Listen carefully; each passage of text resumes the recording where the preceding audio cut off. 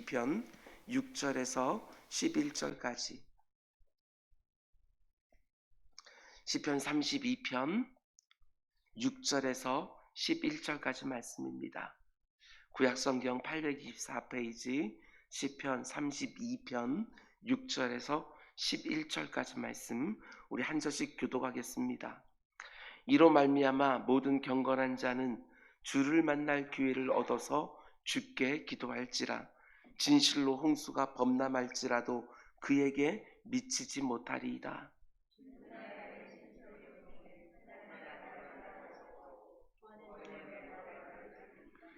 내가 네 갈 길을 가르쳐 보이고 너를 주목하여 훈계하리로다.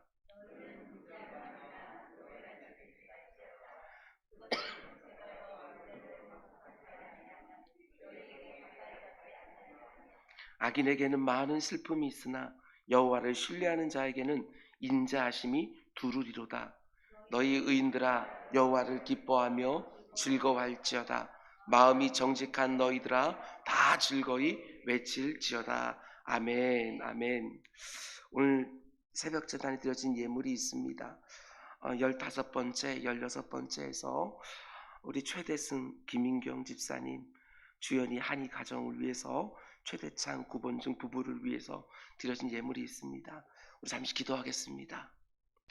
사랑의 주님, 참으로 난리와 난리가 잇대어 있는 날들이지만 그 가운데 속에서도 감사의 제목들이 너무나 많이 있습니다. 우리에게 말씀을 주시고 우리에게 기도의 자리를 허락해 주신다는 것이 얼마나 감사한지 모르겠습니다. 우리에게 부를 이름이 있다고 하는 것, 우리가 누군가를 위해서 기도할 사람들이 있다는 것, 이것도 너무나도 감사를 드립니다. 기도의 자리에서 내 마음을 지켜주신다는 게 무엇인지, 기도의 자리에서 사랑을 나눈다는 게 무엇인지 또 깨닫게 하시니 주여 진정으로 감사를 드립니다. 이 코로나가 다 끝나는 그 순간까지 우리 안에 감사와 기쁨을 잃어버리지 아니하도록 주님 우리들의 심령을 지켜주시옵소서. 오늘 새벽에도 드려진 예물이 있습니다. 특별히 우리 최대승 집사 가정을 위해서 기도합니다. 중국 땅에서 참 힘겹게 아버지 하나님 살아갑니다. 그러나 지금까지 인도해 주시고 지켜주시고 보호해 주신 것처럼 앞으로도 그러할 줄 믿사오니 내 주 아버지 하늘문을 열어주시사 늘 일용할 것들을 채워주시고 그 가운데 나눌 것들도 채워주시옵소서. 오고 가는 소식들이 늘 감사한 것들이 넘칠 수 있도록 주님 인도하여 주시옵소서. 주의 사랑하는 성도들 가운데 속에 코로나로 인하여 힘들어하는 지체들 많이 있습니다. 아버지 하나님 오늘도 이기림 허락하여 주시고 회복의 은혜를 허락하여 주시옵소서. 코로나에서 벗어난 성도들의 모습도 있습니다.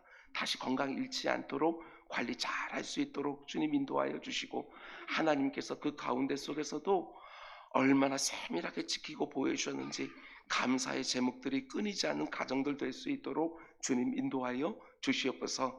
오늘도 말씀을 드리려 합니다. 부족한 설교자의 입술을 주관하여 주시고 심령을 주관하여 주시사 묵상할 때 주셨던 그 은혜보다 갑절의 것들로 전해질 수 있도록 인도하여 주시옵소서. 이 모든 말씀 예수님의 이름으로 기도드렸습니다. 아멘. 아멘. 주님의 이름으로 여러분 모두를 환영합니다. 현장에서 예배하는 자들과 각 처소에서 온라인으로 예배하는 모든 자들에게 하나님의 넘치는 은혜가 오늘도 풍성히 임하기를 주님의 이름으로 축복을 드립니다. 아멘. 날마다 새로운 기도라는 주제로 우린 새벽마다 시편의 말씀을 함께 묵상하고 있는데 오늘은 95번째 시간입니다. 오늘 말씀의 제목은 도대체 얼마나 더 맞아야 회개의 자리에 나오겠느냐, 이런 제목으로 말씀 전하도록 하겠습니다. 너희들은 도대체 얼마나 더 맞아야 회개의 자리에 나오겠는가, 이런 제목입니다. 오늘날 이 땅을 살아가는 인생들을 바라보시는 하나님의 마음이 이런 마음이 아닐까 생각을 해 보았습니다. 날마다 이런저런 죄를 밥 먹듯이 물 마시듯이 지으면서도 도무지 진실한 회개의 자리로 나오지 않는 인생들을 보면서 하나님이 이렇게 말씀하지는 않으실까? 도대체 너는 얼마나 더 맞아야 회개의 자리에 나오겠는가?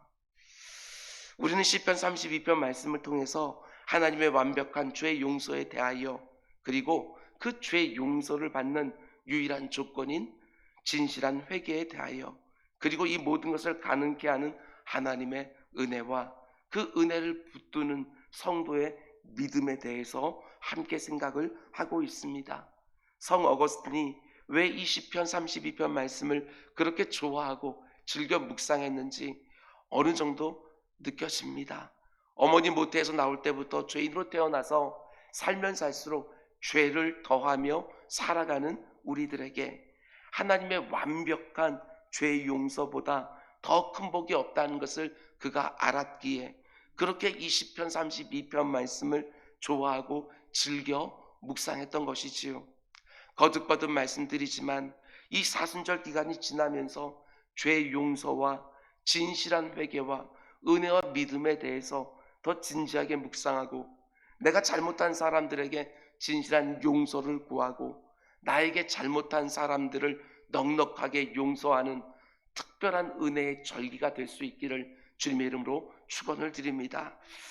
오늘 새벽으로 시편 32편 설교를 마치려고 하는데, 다윗은 오늘 여러분과 저에게 이렇게 권면합니다.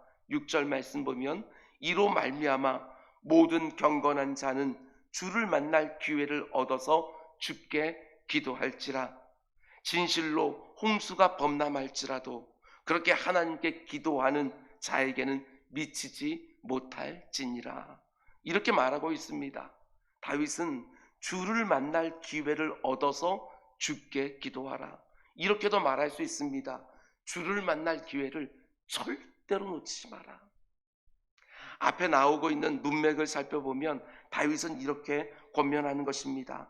이 말씀을 듣고 있는 지금이 바로 너의 죄를 시인하고 회개하고 죄가 용서되는 은혜를 받을 수 있는 때라는 것입니다. 그러므로 그 기회를 절대로 놓치지 말고 반드시 주께 나아가 회개하고 죄사함을 받으라는 것이지요. 이사야 선지자는 이렇게 말합니다. 너희는 여호와를 만날 때에 찾으라. 가까이 계실 때에 그를 부르라. 하나님을 그 어느 때보다도 분명하게 만날 수 있는 때가 있다는 것입니다. 그분이 가까이 계셔서 나에게 은혜를 주시려고 하시는 때가 있다는 것이지요. 내가 나의 죄를 시인하고 자복함으로 나의 허물이 사함을 받고 나의 죄가 가려지는 그 복된 자리로 들어갈 수 있는 때가 있다는 것입니다.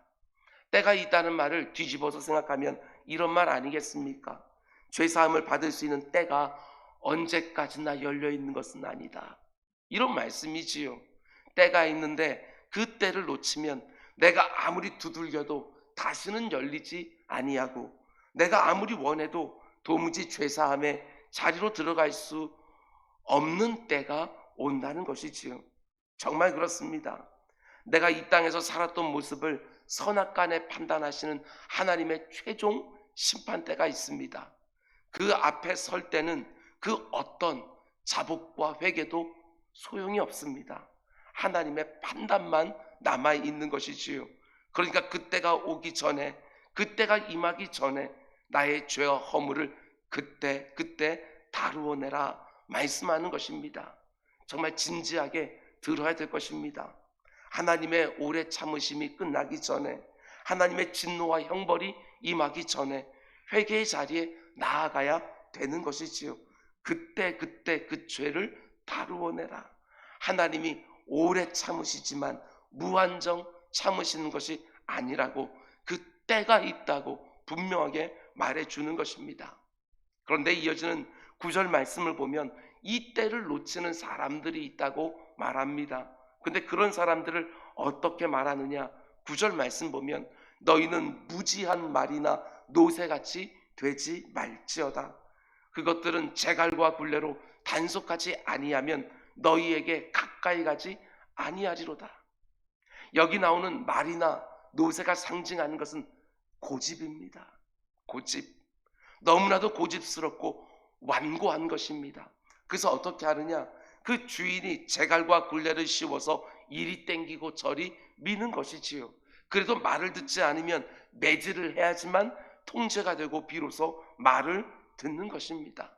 하나님이 징계하시는데 그 징계는 바로바로 이루어지는 것이 아니라 우리가 이미 묵상한 시편의 말씀처럼 하나님께서 참으시고 또 참으시고 또 참으시고 회개의 기회를 주시고 또 주시다가 하나님께서 그 징계의 방법이 아니면 돌이키지 않을 것 같기에 하나님께서 매를 드시는 것이지요.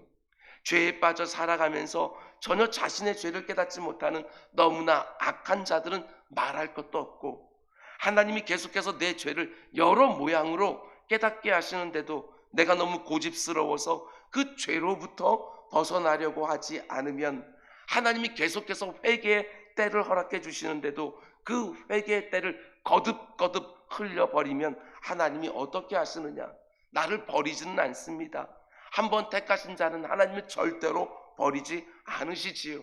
그러나 하나님이 그런 고집스러운 나에게 재갈을 매기시고 굴레를 씌우고 매질을 해서라도 반드시 그 길에서 돌이키게 하시겠다는 것입니다.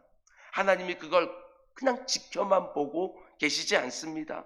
자녀가 잘못된 길로 갈 때 아비는 절대로 그냥 보고만 있지 않는다는 것입니다. 오늘날 너무나 많은 사람들이 죄를 가볍게 생각하는 것처럼 느껴질 때가 있습니다. 하나님을 너무나 쉽게 생각하면서 도무지 돌이키려고 하지 않습니다. 하나님을 두려워하지 않는 것이지요. 말이나 노새처럼 한마디로 너무나도 고집스럽고 완악하기 이를 데 없습니다. 잊지 마셔야 됩니다. 하나님은 이미 내 죄를 용서해 주실 모든 준비를 다 하시고 나를 깨닫게 하시는 거예요. 회개의 자리로 나오라고 부르시는 것이지요.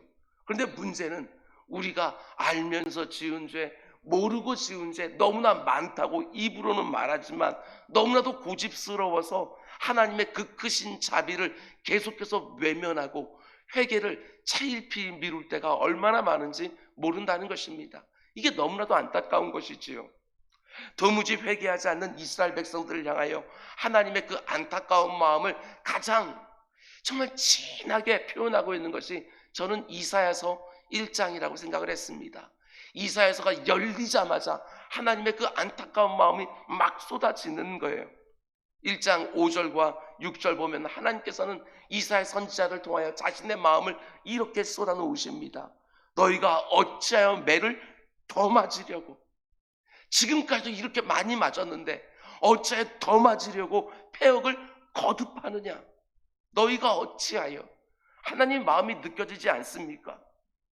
온 머리는 병들었고 온 마음은 피곤하였으며 발바닥에서 머리까지 성한 곳이 없이 상한 것과 터진 것과 새로 맞은 흔적뿐이거늘 그것을 짜며 싸매며 기름으로 부드럽게 함을 받지 못하였도다. 회개하기만 하면 아비 되신 하나님께서 그 상처를 싸매어주고 기름을 다 발라서 낫게 할 준비가 다 되었는데 어찌하여 너희는 매를 더 맞으려고 패역만 거듭하고 있고 이렇게 진실한 회개로 나오지 않느냐? 하나님께서 그 안타까운 마음을 쏟아 놓는 것이지요. 이스라엘 백성들의 얼마나 어리석은 모습입니까? 하나님이 이스라엘 백성들에게 회개하라고 거듭거듭 매질을 하시는데도 도무지 회개할 줄 모르는 것이지요. 얼마나 하나님이 답답하시면 너희가 어찌하여 매를 더 맞으려고 이렇게 버티느냐 물으시는 것이지요. 발바닥에서 머리까지 성한 곳 하나 없는데 그래도 회개를 하지 않습니다. 아니, 저는 이 표현이 너무나도 안타깝습니다. 새로 맞은 흔적뿐이거늘 지난번에 맞은 것도 아직 아물지 않았는데 또 매를 맞아서 새로운 상처가 생기는 거예요. 그래도 회개하지 않는 것입니다. 이게 바로 죄인들의 악한 고집인 것이지요.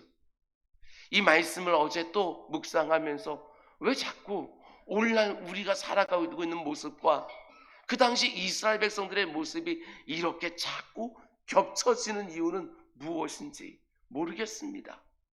하나님이 지금 뭘 말씀하려고 하는 것입니까?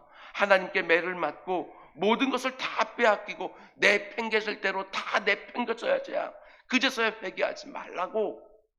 지금 이 은혜의 시대에 하나님 앞에 내 모든 죄를 다 가지고 들어가서 그 허물의 사함을 좀 받으라고, 그 죄의 가려짐을 받으라고 하나님은 거듭거듭 촉구하시는 거예요. 그게 바로 하나님 아버지의 마음입니다. 말이나 노새같이 고집스러운 이스라엘 백성들의 모습을 보면서 혹여라도 여러분 가운데 내 모습을 보시는 분이 계시는지 모르겠습니다. 거기서 내 모습이 보였다고 한다면 지금이 바로 은혜의 때입니다. 바로 지금이 은혜의 때인 것이지요. 지금 나가게 되어지면 죄사함의 은총이 얼마나 큰 복인지를 다시 한번 깨닫게 되는 것입니다. 여러분, 그런데 그때라도 하나님의 죄 용서를 믿고 그 은혜의 때에 회개하며 하나님 앞에 나아가게 되어지면 어떻게 됩니까? 7절 말씀 보시기 바랍니다. 주는 나의 은신처이오니 환난에서 나를 보호하시고 구원의 노래로 나를 두르시리로다. 또 10절 말씀 보면 악인에게는 많은 슬픔이 있으나 여호와를 신뢰하는 자에게는 인자하심이 두르리로다. 이렇게 말씀하고 계십니다. 끝까지 회개하지 않는 자들에게는 하나님께서 허락하시는 환난이 그대로 임하겠지만 그때라도 정말 하나님 앞에 나와 진실된 회개하는 자들에게는 구원의 노래가 너를 두르게 될 것이다. 하나님의 인자하심이 너를 두르게 될 것이다. 그래서 너를 보호할 것이다. 이렇게 말하는 것이지요. 회개의 자리에서 하나님의 인자를 경험한 그 성도들이 구원의 노래를 부르는데 그 노래가 내 입에서 나와서 나를 두르는 것이고 그 노래 소리를 들으면서 하나님은 다시 인자하심을 베풀어 주셔서 그 인자하심이 나를 둘러서 그 환난의 날에도 너희를 지키고 보호해 주시겠다. 이렇게 말씀하시는 것이지요. 한마디로 하나님의 넘치는 은혜가 그 회개하는 자들을 둘러주시겠다. 이렇게 말씀하고 계신다는 것입니다. 여러분, 이 은혜가 무엇인지 이 환난의 때에 경험하는 우리 모두가 될 수 있기를 주님의 이름으로 축원을 드립니다. 이 은혜를 사모하시기 바랍니다. 하나님은 이미 용서해 줄 준비가 다 되어 계십니다. 내가 용서를 구하며 나오기를 하나님께서는 기다리고 계시는 것이지요. 예수 그리스도의 십자가를 그 어느 때보다도 집중적으로 묵상하는 이번 사순절이 되기를 원합니다. 저는 이번 코로나의 모든 형국도 바로 이와 같은 절기 가운데 속에서 하나님은 참 기가 막히게 다루어 주실 거라고 하는 믿음과 기대를 가지고 있습니다. 사순절의 고난 주간을 지나면서 그리고 부활의 놀라운 기쁨의 감격까지 하나님 이 절기에 맞춰서 우리에게 합당한 반응을 보이기를 원하고 계시지 아니하실까, 이런 메시지를 계속해서 받고 있습니다. 오랫동안 나를 짓누르고 있었던 이 나라와 이 민족과 이 땅의 인생들을 짓누르고 있었던 그 죄책들이 드디어 벗겨지고 허물의 사함을 받고 죄가 가려지는 은총을 경험하는 복된 절기가 다 될 수 있기를 주님의 이름으로 축원을 드립니다. 여러분, 그럼 이제 시편 32편의 마지막 절입니다. 다윗이 이렇게 시편을 마치는데 11절 말씀 우리 함께 읽겠습니다. 시작. 너희 의인들아, 마음이 정직한 너희들아 다 즐거이 외칠지어다. 아멘. 여기 보면 두 종류의 사람들이 나옵니다. 의인들이 나오고 마음이 정직한 자들 나오지요. 의인들은 어떤 사람이라고 말씀을 드렸습니까? 죄가 없는 사람들을 가리켜서 의인이라고 말하는 사람들 것이 절대로 아닙니다. 죄의 용서를 받고 다시는 하나님의 정죄를 받지 않는 의롭다고 여김을 받은 사람들, 그들이 바로 의인들인 것이고, 여기서 정직한 자들은 어떤 사람들입니까? 자기의 죄를 감추지 아니하고 자기의 죄를 일부만 꺼내놓는 것이 아니라 전부 다 토설한 사람들, 그들을 가리켜서 정직한 자들이라는 것이지요. 그런데 이렇게 온전하게 하나님 앞에 회개하고 죄사함을 받은 사람들의 결국이 뭐라고 말합니까? 그것이 바로 기쁨이요, 감격이요, 찬송이라고 이렇게 말하는 것이지요. 죄사함을 받은 사람들의 결국은 기쁨이고 감격이고 찬송이라는 것입니다. 여러분, 우리는 이 땅을 살아가는 동안에 어머니 모태에서부터 죄인으로 태어나서 살면 살수록 죄만 더하는 우리 악한 본성을 가지고 있는 죄인들은 단 한순간도 죄로부터 자유로울 수가 없습니다. 우리가 아무리 그 죄를 안 지으려고 발버둥을 쳐도 어느새인가 그 죄가 나를 사로잡아 끌고 갈 때가 얼마나 많은지 모릅니다. 로마서 7장에서 사도 바울도, 그 위대한 사도도 역시도 이렇게 탄식하지 않습니까? 내 마음 가운데 두 마음이 있다고. 한 마음은 성령의 법을 따르려고 하지만 한 마음은 계속해서 내 육신의 법을 따르려 하고 있다고. 이 안에서 날마다 싸우고 있는데 이게 어떻게 된 것인지 늘 육신의 법에 끌려가고 있는 내 모습을 발견하고 있노라고. 이게 바로 이 땅을 살아가는 우리들의 현 주소이지요. 그러나 그 순간에도 낙심하지 말고 은혜에 너무나 풍성하신 하나님이 우리의 그런 연약함과 악함을 너무나 잘 아시고 늘 회개의 자리로 불러주시는 거예요. 여러분, 죄인들에게 주신 하나님의 가장 큰 은혜가 무엇입니까? 그게 바로 회개하면 용서해 주신다고 하는 약속 아닙니까?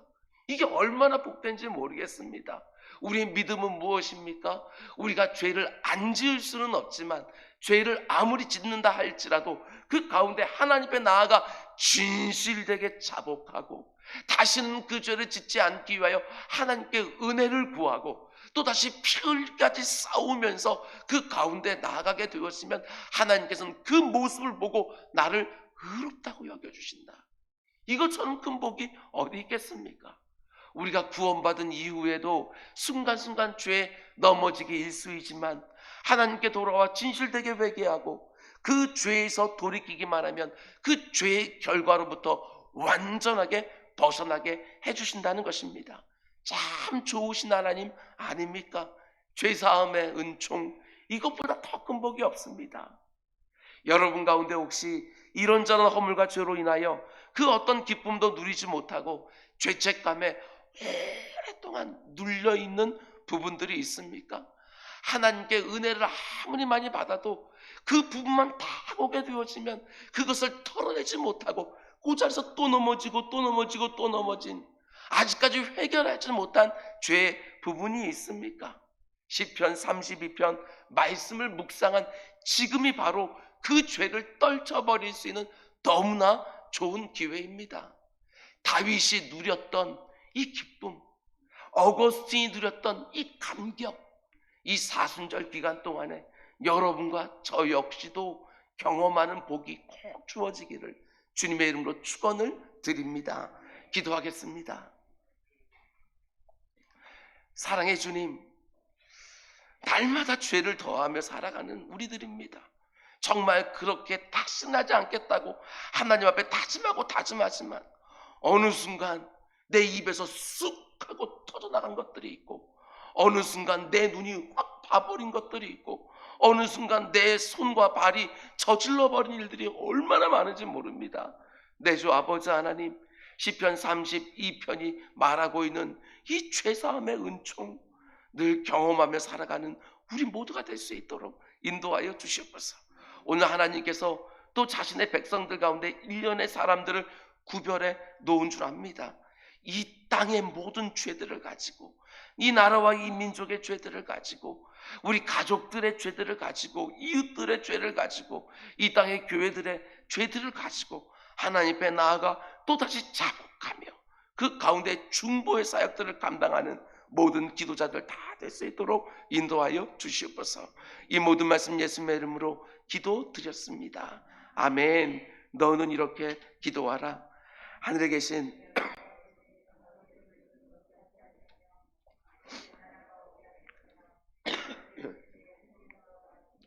땅에서도 이루어지게